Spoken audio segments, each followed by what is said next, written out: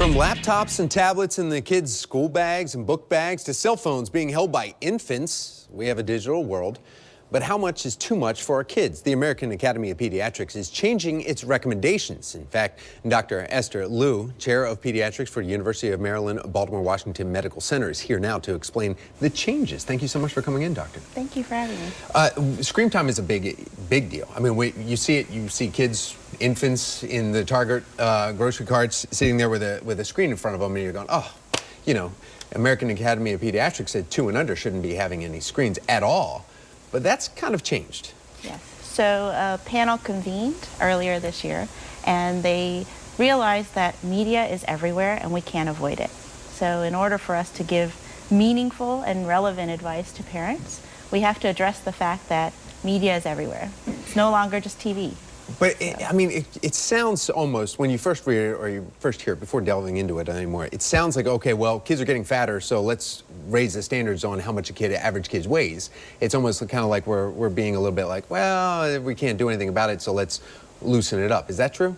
No, I don't think that's true. I think it's more, we definitely realize that there are significant risks to overusage of media. Okay. So obesity, sleep disturbances, learning delays, all these things are correlated with overusage, but there are definitely benefits. So access to so much information, different types of learning tools to fit different types of learning styles, and it actually can enhance social relationships. So. Okay, tell me a little bit more about that, enhancing the social relationships, because you'd think a child with their parent, tactile learning right there, and they're actually sitting there building blocks versus a parent that is on a screen.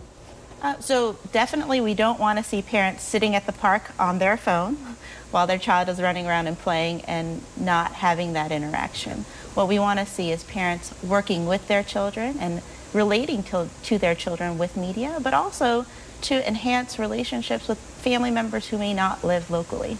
So my in-laws, my parents live far away, and really the way we build our children's relationship with them, especially at a younger age, they don't really do well on the phone with just the auditory. Right. They like to see who they're talking to. Okay. It really does, it can help enhance relationships.